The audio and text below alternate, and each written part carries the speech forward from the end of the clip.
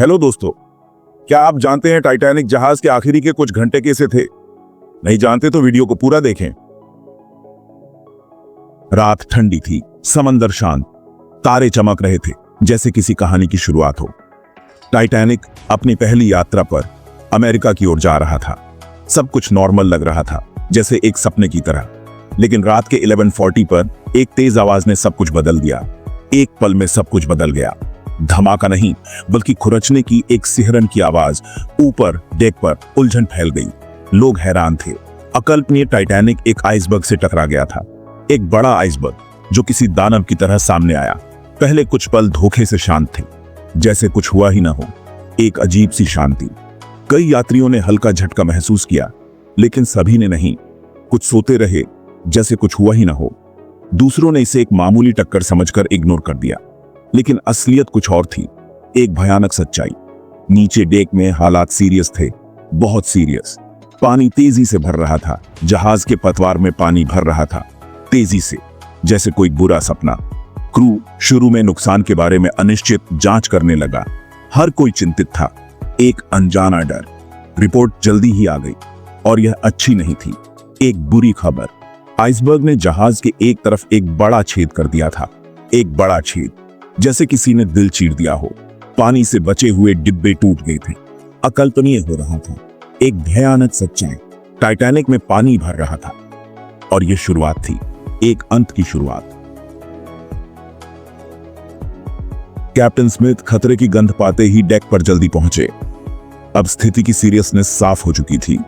Titanic अब बड़े संकट में था। लाइफ बोट्स को खोलने के ऑर्डर्स दिए गए। रात के अंधेरे में डिस्ट्रेस सिग्नल्स भेजे गए। आसमान में रेड फ्लेयर्स चमक उठी। यात्रियों के बीच कंफ्यूजन और चिंता की लहर दौड़ गई। रूमर्स फैलने लगी। हर कोई अपने तरीके से रिएक्ट कर रहा था। कुछ ने इसे लाइटली लिया, जबकि अन्य पैनिक में थे। बैंड का म्यूजिक बढ़ते टेंशन के बीच एक अजीब विपरीत था। ट्रेन क्रू व्यवस्था बनाए रखने के लिए स्ट्रगल कर रहा था। लाइफ जैकेट्स बांटे गए, लेकिन कई यात्री अभी भी खतरे को लेकर आश्वस्त नहीं थे। टाइटैनिक के डूबने का विचार अनइमेजिनेबल और अब्सर्ड लग रहा था। जैसे ही सच्चाई सामने आई, पैसेंजर्स के दिलों में फियर की लहर दौड़ गई।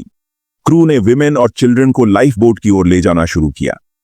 महिलाएं और बच्चे पहले के नियम को स्ट्रिक्टली लागू किया गया। हस्बैंड्स ने अपनी वाइफ्स को अलविदा कहा। मदर्स अपने चिल्ड्रन को कसकर गले लगाती रहीं।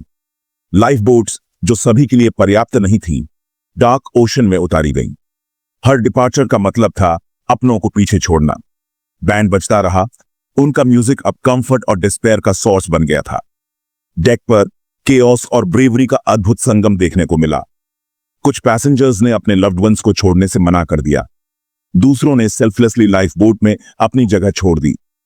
हीरोइज्म के एक्ट्स फियर और डेस्परेशन की पृष्ठभूमि में उभरकर सामने आए। जहाज और झुक गया। The angle became steeper. Deck पर अफरा तफरी मच गई। लाइफ बोट्स, जो कभी व्यवस्था की भावना से भरी होती थीं, अब दहशत का दृश्य बन गई।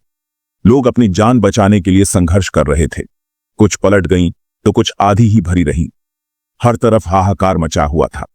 पीछे छूटे लोगों की चीखें पानी भर आईं। Their cries were heart-wrenching. Band बजाता रहा। Their music now a mournful tune. यह एक अंतिम विदाई का संगीत था। टाइटैनिक की बत्तियां, जो कभी आशा और प्रगति का प्रतीक थीं, अब टिमटिमा रही थीं और धुंधली पड़ रही थीं। Darkness was taking over.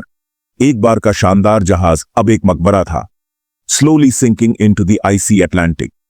यह एक दुखद अंत था। अंतिम क्षणों में जैसे ही जहाज लहरों के नीचे गिर गया, over 1500 souls cried out into the night. यह एक भयावह दृश्य था। एक सामूहिक हांफना, एक अंतिम गड़गड़ाहट, और फिर सन्नाटा। Everything came to a halt. समुद्र द्वारा निगला गया टाइटैनिक चला गया था। An era had ended. संकट कॉल का जवाब देते हुए कार्पेथिया तूफानी समुद्र में संघर्ष करते हुए घंटों बाद पहुंचा। विशाल खालीपन में उन्हें केवल लहरों पर उछलती लाइफ बोट्स मिली। बर्फीले पानी से निकाले गए बचे लोगों ने एक नई कठोर रियलिटी का सामना किया।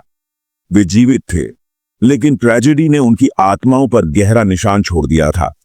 टाइटैनिक के डूबने की खबर ने पूरी दुनिया को हिलाकर रख दिया। अकल्पनीय जहाज डूब गया था, अपने साथ हजारों ड्रीम्स और एस्पिरेशंस को लेकर।